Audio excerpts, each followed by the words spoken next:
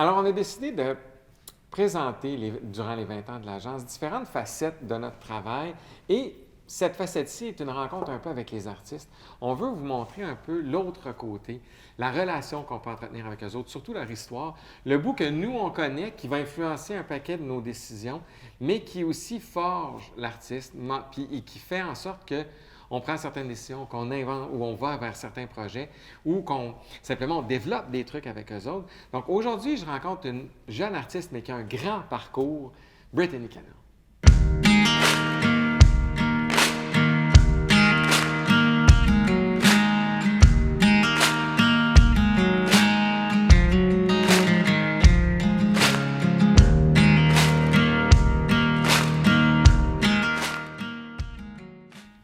Salut. Allô, ça va bien, toi? Oui, je suis content. Merci Je suis beaucoup contente de d'avoir voir. accepté. Ben, merci de m'avoir reçu, c'est vraiment belle. Non, mais sérieusement, c'était un mois.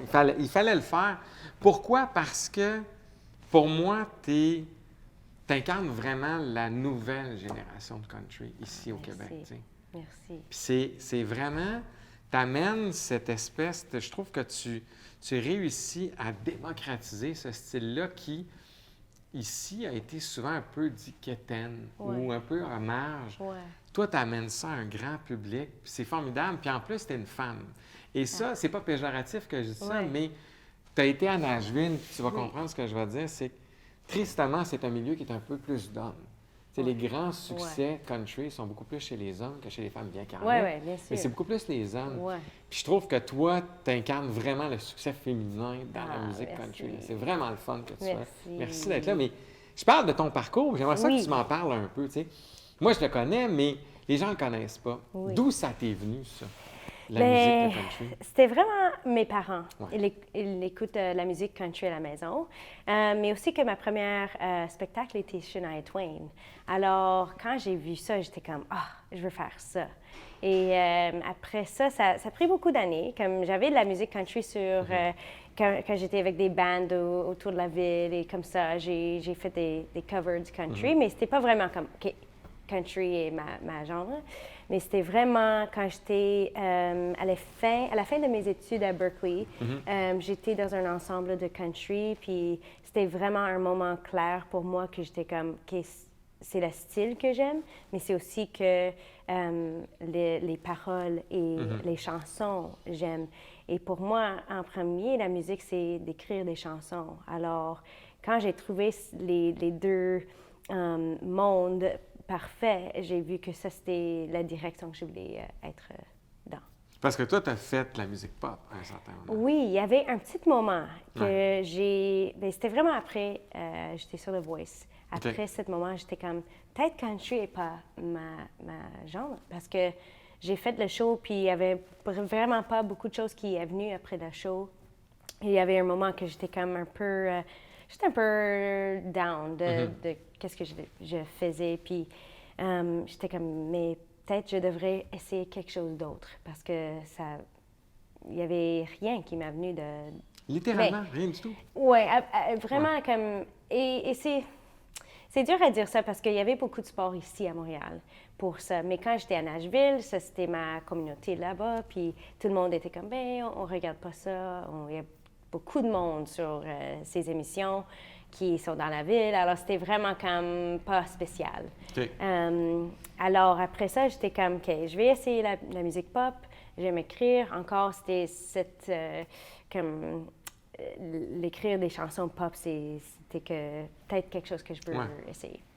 Mais après, comme 2 années, puis après ça, j'ai déménagé à Montréal et je me disais, OK, je vais prendre une année juste pour prendre une pause, puis peut-être faire le côté du business de la musique au lieu d'écrire de la musique. Et ça, c'était quand j'ai rencontré Joël. Puis j'ai dit à Joël, OK, je veux écrire des chansons pour des autres artistes. Oui, tout à fait. Et elle a vraiment comme montré que non, toi, tu es un artiste country. Tu as déménagé à Nashville pour être un artiste country. Tu as fait des enregistrements de la musique country. Alors, c'est vraiment comme j'ai retrouvé moi-même ici à Montréal et j'ai redécouvrir, pardon, la raison pourquoi j'ai déménagé à Nashville quand j'ai déménagé ici à la maison. Alors, ça, c'est le gros parcours. Oui, non, je comprends, mais donc, dans les faits, toi, Nashville, tu avais un peu éloigné du country, puis finalement, Montréal t'a ramené en disant, bon, ben, parce que, tu sais, je veux dire, c'était quand même Blake Shelton qui te supportait, je veux dire, c'était comme... Oui, tu étais encore proche du country, là, vraiment, tu y arrivais, oui. là. Et j'étais toujours comme vraiment proche des artistes country. J'écris avec des artistes country, j'étais toute là. Mais je pense que moi-même, j'étais perdue un peu. Et c'était la raison que j'ai essayé la musique pop, que j'ai déménagé ici, comme j'ai vraiment perdu la vision pourquoi j'étais sur cette parcours du country. J'étais perdue au fin de mes années au Nashville. Je ne savais pas quelle direction je voulais être. Je ne sais pas si j'étais artiste, si j'étais écrivain. Oui, c'est ça, parce que tu jonglais, c'est ça. Ouais. Et c'est dur à Nashville parce que tout le monde est quelqu'un, comme tout le monde est dans la business, tout le monde est un artiste ou un écrivain. Et c'est dur parce que tout le monde te dit comme, OK, tu dois faire ça, tu dois faire ça, tu dois écrire comme ça.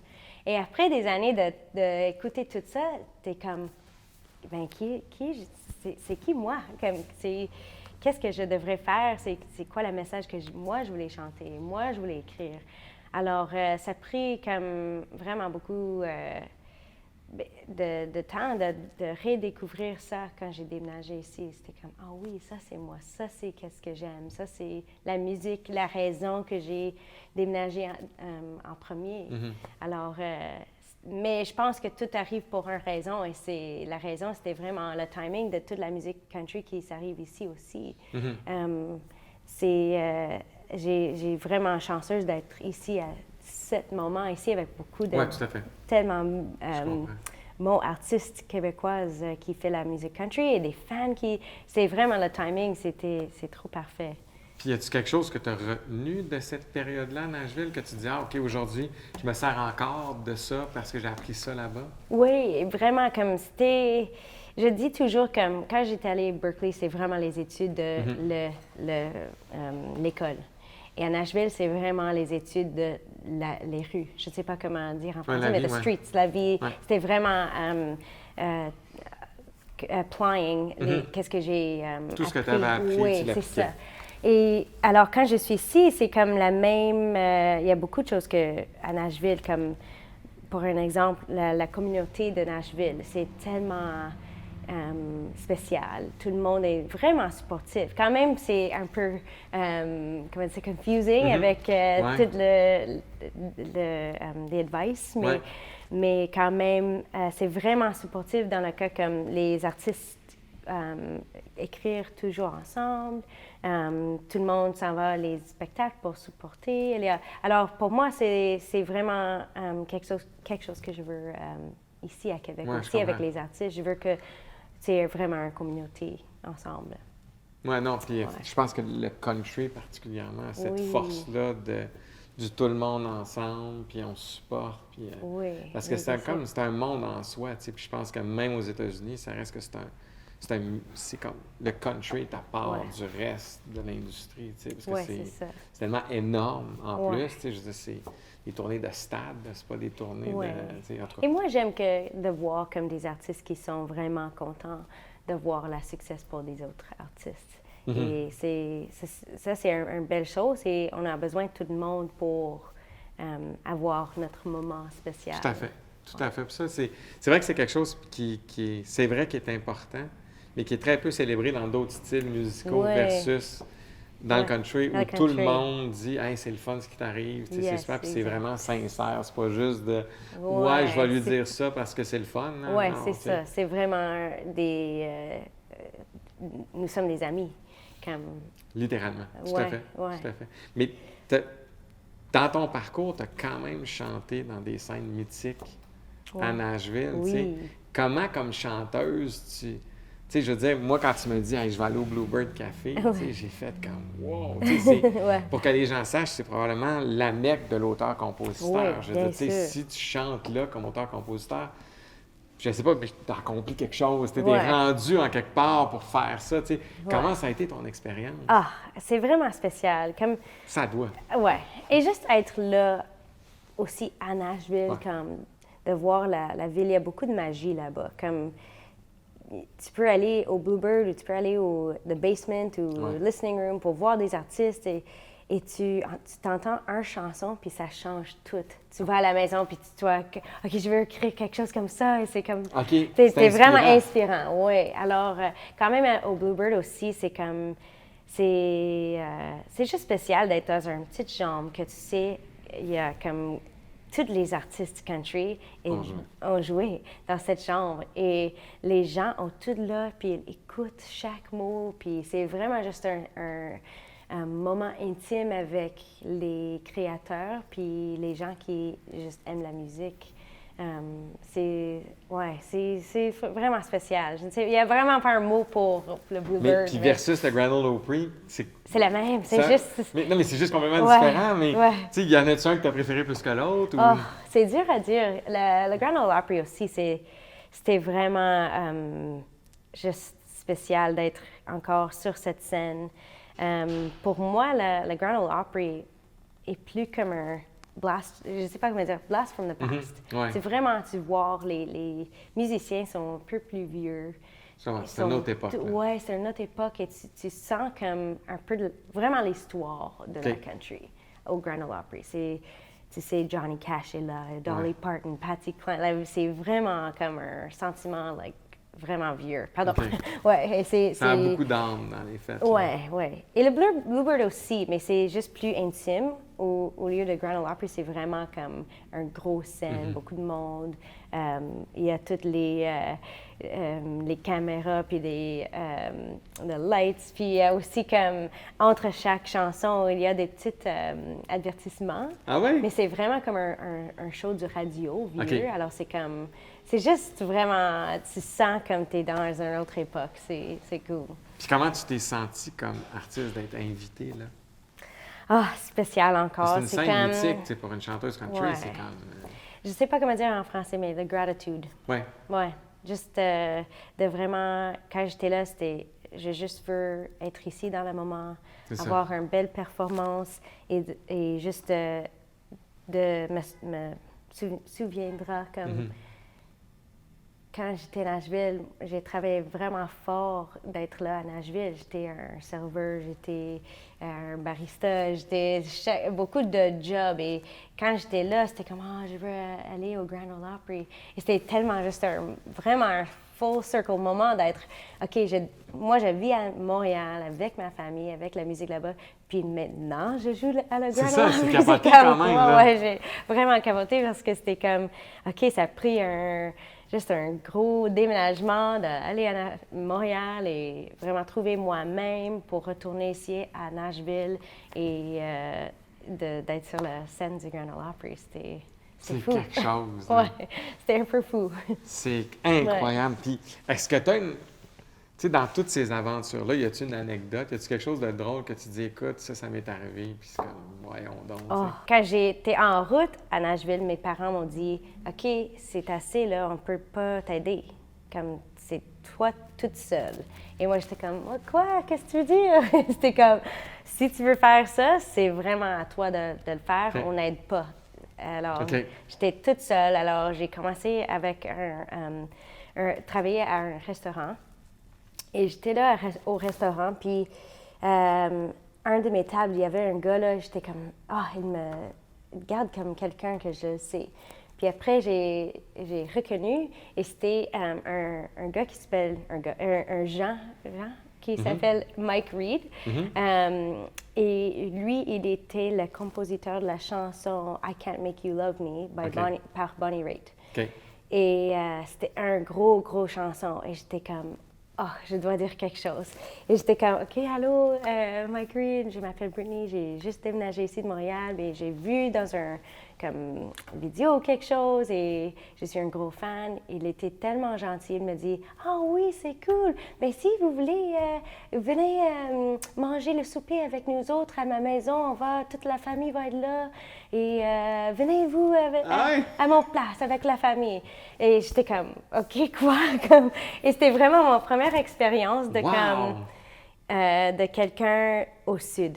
Tellement gentil comme ça, juste venez à ma maison et souper avec ma famille, ma famille.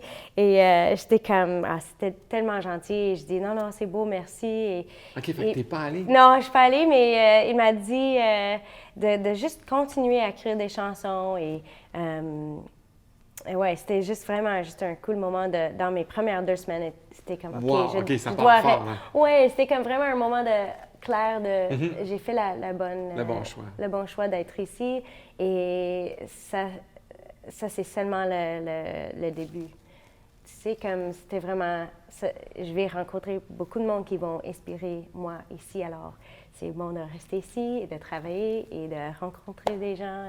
Est-ce que tu regrettes de ne pas y avoir été? Un peu, oui, bien sûr, bien sûr. Je pense que j'ai beaucoup des petits regrets comme ça à Nashville parce que ça arrive toujours comme... Moi, je suis vraiment trop comme polite, gentille des fois. C'est comme, OK, non, merci. Et je pense que si je suis allée à Nashville encore, je vais être vraiment trop comme, OK, I'll be there. Like, je pense que j'étais vraiment trop... mais quand même, j'ai fait beaucoup des amis, rencontré beaucoup de gens et d'être dans des petites scènes comme je me souviens quand j'ai vu Casey Musgraves quand elle était vraiment... pas gros sur la scène. Et c'était dans un petit venue, vraiment petit, il y a beaucoup de monde là, et j'étais comme, c'est qui ça? Elle était tellement bonne, et c'était comme 1 année, 2 années après, c'était comme, c'était elle, Casey Musgraves. Il y avait beaucoup de moments comme ça à Nashville. Fait que tu as vu des artistes commencer, puis finalement tu voyais qu'il y avait un breakthrough c'est après. Cool. Puis...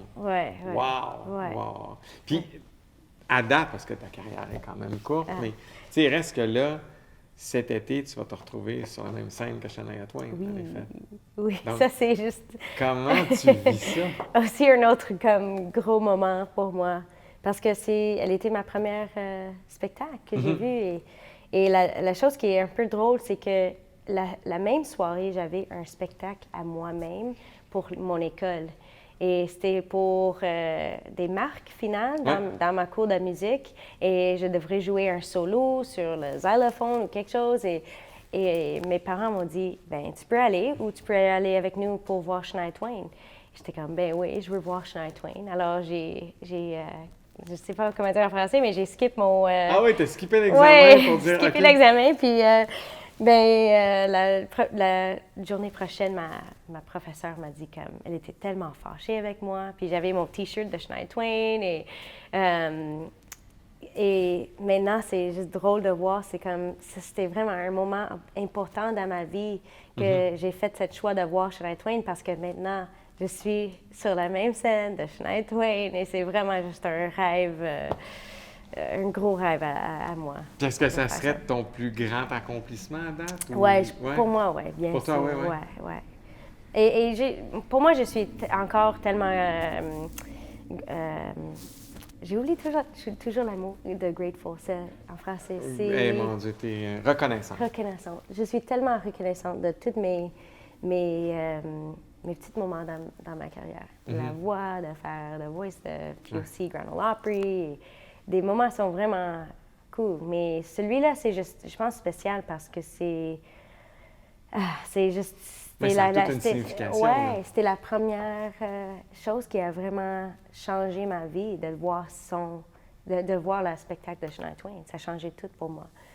Alors, c'est cool de voir que ça fonctionnait, ça marche. C'est incroyable. Ouais. En tout cas, merci beaucoup. Merci à toi.